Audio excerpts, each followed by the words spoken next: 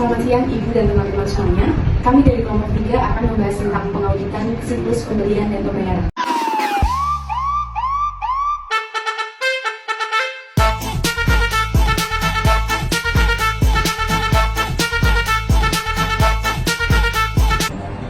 Nah, tujuan dari siklus pembelian dan pembayaran itu sendiri yaitu untuk melakukan penilaian apakah akun-akun yang dipengaruhi oleh pembelian barang dan jasa serta pengeluaran kas untuk pembelian telah disajikan secara wajar dan sesuai dengan standar akuntansi keuangan.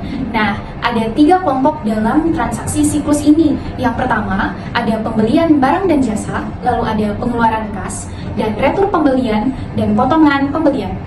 Sedangkan untuk akun-akun dalam siklus ini ada 10. Yang pertama, kas di bank, utang usaha, pembelian bahan baku, retur pembelian, potongan pembelian, peralatan dan aset tetap lainnya, beban dibayar di muka, akun kontrol beban produksi, akun kontrol beban penjualan, akun kontrol beban administratif.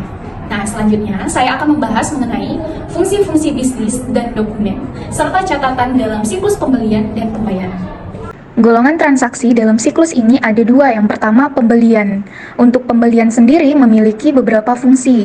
Pertama, pembuatan order pembelian, yaitu pengajuan permintaan untuk membeli barang atau jasa oleh pejabat perusahaan klien. Dokumen dan catatan dari fungsi pembuatan order pembelian yaitu permintaan pembelian dan order pembelian. Lalu fungsi bisnis yang kedua ada penerimaan barang dan jasa, adalah mengakui pembelian dan utang yang bersangkutan. Dokumen dan catatan dari penerimaan barang dan jasa ada laporan penerimaan barang dan jasa. Lalu, fungsi bisnis yang ketiga adalah pengakuan utang atau pengakuan kewajiban yang tepat atas barang dan jasa yang telah diterima menuntut adanya pencatatan yang tepat dan akurat. Dokumen dan catatan dari fungsi bisnis pengakuan utang ada faktur dari penjual, memo debit, voucher, file transaksi pembelian, jurnal pembelian, master file utang usaha, daftar utang usaha, dan yang terakhir, laporan dari pemasok. Lalu, golongan transaksi yang kedua yaitu pengeluaran kas. Untuk fungsi bisnisnya hanya ada 1, yaitu pembayaran dan pencatatan pengeluaran kas, atau aktivitas ini secara langsung akan mengurangi saldo akun kewajiban.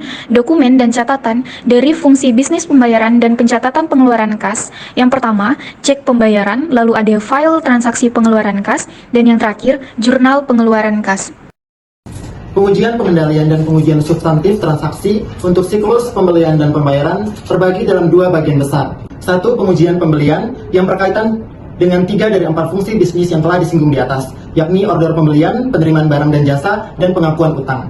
Yang kedua, pengujian pengeluaran kas yang berkaitan dengan fungsi keempat, yakni pengolahan dan pencatatan pengeluaran kas. Selanjutnya itu pemahaman pengendalian internal. Nah, teman-teman dapat melihat di buku Haryono gambar 15.2. Itu metodologi untuk perancangan pengujian pengendalian dan pengujian substantif transaksi untuk siklus pembelian dan pembayaran. Nah, untuk langkah-langkah yang pertama, itu pemahaman pengendalian internal, pembelian dan pembayaran. Nah, langkah awal adalah memahami bagaimana sistem pengendalian internal perusahaan beroperasi dalam siklus pembelian dan pembayaran. Yang kedua itu penetapan risiko, pengendalian direncanakan dalam sektor pembelian dan pembayaran. Nah, setelah memahami pengendalian internal, auditor akan menilai risiko pengendalian yang melekat pada siklus pembelian dan pembayaran. Nah, selanjutnya tahap yang ketiga itu penentuan luas pengujian pengendalian. Nah, berdasarkan penilaian risiko pengendalian, auditor akan menentukan seberapa luas pengujian pengendalian yang perlu dilakukan. Nah, tahap yang keempat itu perancangan pengujian pengendalian dan pengujian substantif golongan transaksi untuk memenuhi tujuan audit golongan transaksi. Nah, auditor akan merancang prosedur audit yang spesifik untuk menguji efektivitas pengendalian internal dan memperoleh bukti audit yang cukup untuk mendukung pendapat audit. Selanjutnya saya akan menjelaskan menilai risiko pengendalian direncanakan. Selanjutnya dilakukan pemeriksaan atas pengendalian internal kunci untuk setiap fungsi bisnis seperti telah dijelaskan pada awal bab ini, yaitu otorisasi pembelian, pemisahan antara penyimpanan barang yang diterima, dan fungsi-fungsi lainnya. Ketepatan waktu pencatatan dan review independen atas transaksi serta otorisasi pembayaran kepada pemasok. Yang pertama itu ada otorisasi pembelian. Nah, pembelian otorisasi yang tepat untuk pembelian menjamin bahwa barang dan jasa yang dibeli sungguh-sungguh barang yang dibutuhkan perusahaan. Nah, dan dengan demikian menghindarkan terjadinya pembelian yang berlebihan atau tidak diperlukan. Selanjutnya, pemisahan pemegang aset dari fungsi lainnya. Nah, penerima barang memiliki bagian penting dalam proses penerimaan. Mereka bertanggung jawab untuk memeriksa barang yang telah diterima dan membuat laporan penerimaan. Nah, laporan penerimaan barang berfungsi sebagai bukti bahwa barang telah diterima dan diperiksa. Selanjutnya itu pencatatan tepat waktu dan review independen atas transaksi. Intinya adalah, waktu pencatatan utang ada dua pendekatan umum dalam mencatat utang pembelian, yaitu saat barang atau jasa diterima atau saat faktur dari pemasok diterima. Selanjutnya, otorisasi pembayaran. Pengendalian terpenting atas pengeluaran kas meliputi penandatanganan cek oleh individu yang diberi otorisasi oleh perusahaan. Yang kedua, pemisahan tanggung jawab untuk menandatangani cek dan melaksanakan fungsi utang usaha. Yang ketiga itu pemeriksaan yang cermat atas dokumen pendukung oleh penandatanganan cek sebelum suatu cek ditandatangani. Selanjutnya saya akan menjelaskan menentukan luasnya pengujian pengendalian. Setelah auditor mengidentifikasi pengendalian internal kunci dan defisiensinya, auditor bisa menilai risiko pengendalian. Apabila auditor bermaksud untuk mengandalkan pada pengendalian untuk mendukung penilaian risiko pengendalian, pendahulu di bawah maksimum, auditor melakukan pengujian pengendalian untuk mendapatkan bukti bahwa pengendalian telah beroperasi dengan efektif. Kemudian saya akan membahas tentang merancang pengujian pengendalian dan pengujian substantif golongan transaksi untuk pembelian. Pada tabel 15.2 merupakan ringkasan pengendalian internal kunci, pengujian pengendalian yang lazim dilakukan, dan pengujian substantif golongan transaksi yang biasa dilakukan untuk setiap tujuan audit transaksi.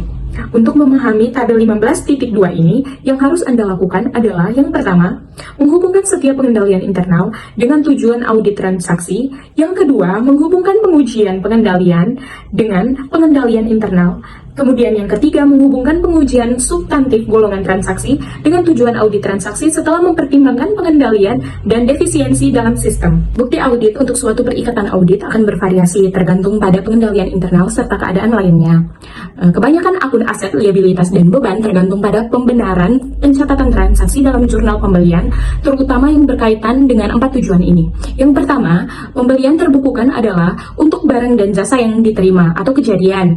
Teman-teman dapat melihat tabel 5.2 ini di halaman 715 di buku Al Haryono. Yang kedua, pembelian yang terjadi telah dibukukan atau kelengkapan. Yang ketiga, pembelian dicatat dengan akurat atau ketelitian. Kemudian yang terakhir adalah pembelian digolongkan dengan benar atau penggolongan. Yang berikut, perancangan pengujian pengendalian dan pengujian substantif golongan transaksi untuk pengeluaran kas. Pada tabel 15.3 untuk pengeluaran kas menggunakan format yang sama dengan tabel 15.2 untuk pembelian. Untuk pengendalian dan prosedur-prosedur audit ini, kita berasumsi bahwa terdapat jurnal khusus pembelian dan pengeluaran kas. Yang berikut, sampling atribut untuk pengujian pengendalian dan pengujian substantif golongan transaksi.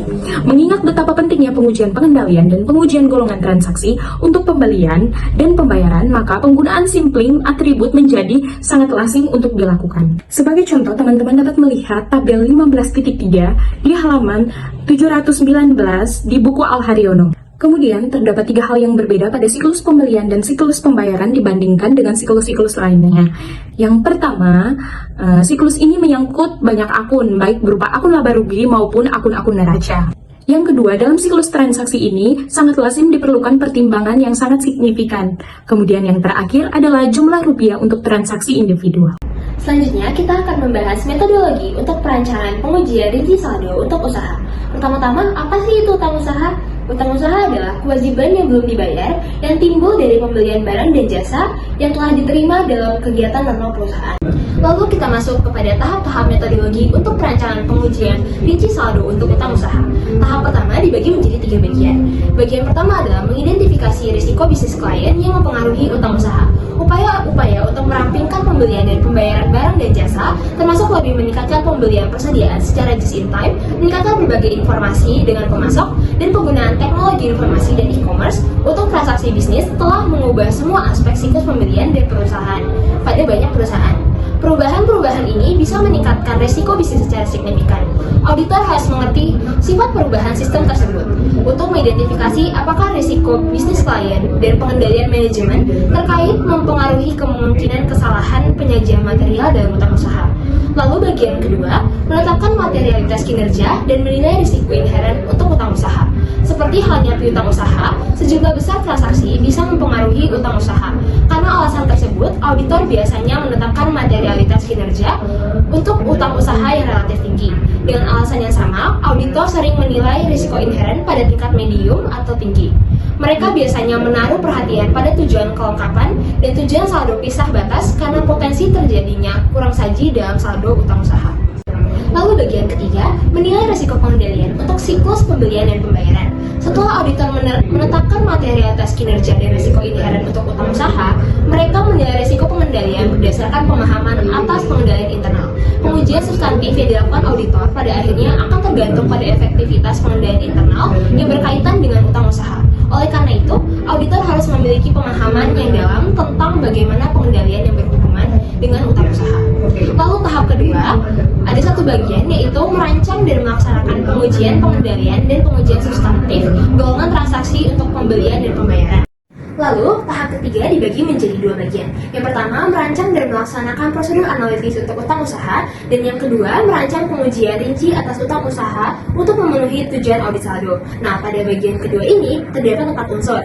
Yang pertama, prosedur audit. Apa sih prosedur audit? Prosedur audit merupakan inti dari proses audit. Setelah auditor memahami pengendalian internal dan menilai risiko pengendalian, langkah selanjutnya adalah merancang prosedur audit yang tepat. Lalu, unsur yang kedua ada ukuran sampel. Auditor akan menentukan jumlah sampel transaksi yang akan diuji. Ukuran sampel ini akan dipengaruhi oleh tingkat risiko audit dan materialitas. Lalu, unsur ketiga ada unsur untuk dipilih. Auditor akan memilih transaksi-transaksi yang akan diuji berdasarkan kriteria tertentu. Misalnya transaksi dengan nilai besar, transaksi yang tidak biasa, atau transaksi di akhir periode. Lalu, unsur yang terakhir ada saat. Auditor akan menentukan waktu yang tepat untuk melakukan pengujian, misalnya pada saat akhir periode atau sepanjang tahun. Berikut terdapat tabel yang berisikan tujuan audit saldo dan pengujian rinci atas saldo utang usaha. Teman-teman bisa melihatnya di buku Audit Haryono halaman 727 sampai 728. Selanjutnya ada pengujian liabilitas sesudah tanggal neraca. Karena penekanan pada audit kurang dalam penyajian akun-akun liabilitas, maka pengujian sesudah tanggal neraca ini sangat penting, yang dimana berarti bagi utang usaha. Ada beberapa prosedur-prosedur yang lazim digunakan. Yang pertama, periksalah dokumen pendukung untuk pengeluaran kas sesudah tanggal neraca, di mana auditor memeriksa dokumen pendukung untuk pengeluaran kas sesudah tanggal neraca untuk menentukan apakah pengeluaran kas itu membayar utang dari periode ini atau periode yang diperiksa. Yang kedua, periksalah dokumen pendukung untuk faktur tagihan yang belum dibayar sampai beberapa minggu setelah akhir tahun. Sebagai contoh, dalam suatu audit untuk tahun yang berakhir tanggal 31 Maret, dimisalkan auditor memeriksa dokumen pendukung untuk cek yang dibayar melewati tanggal 28 Juni. Yang ketiga, telusur laporan penerimaan barang yang diterbitkan sesudah akhir tahun dengan faktur penjualan yang bersangkutan, di mana semua barang yang diterima sebelum akhir tahun buku harus dimasukkan sebagai utang usaha. Yang keempat, telusur laporan dari pemasok yang menunjukkan saldo terutang ke daftar saldo utang usaha, di mana klien menyimpan arsip laporan bulanan dari pemasok. Auditor dapat menelusur setiap laporan yang menunjukkan saldo terutang pada setiap tanggal neraca ke daftar utang usaha. Yang kelima, pengiriman konfirmasi kepada pemasok yang memiliki hubungan bisnis dengan klien, di mana pengiriman konfirmasi untuk utang usaha tidak begitu lazim dibandingkan dengan konfirmasi untuk piutang usaha. Selanjutnya ada pengujian pisah batas, di mana utang usaha dilakukan untuk menentukan apakah transaksi yang dibukukan beberapa hari sebelum dan beberapa hari sesudah tanggal neraca telah dibukukan pada periode yang tepat. Ada dua aspek dalam pengujian pisah batas. Yang pertama, hubungan antara pisah batas dengan observasi fisik persediaan. Dan yang kedua, persediaan dalam perjalanan atau inventory in transit. Yang terakhir ada kendala bukti. Dalam kendala bukti yang bisa digunakan untuk memeriksa utang usaha, yaitu faktur penjualan, laporan dari penjualan pemasok, dan konfirmasi. Sekian presentasi dari kelompok kami. Apabila ada kurang lebihnya, kami mohon maaf. Terima kasih. Terima kasih.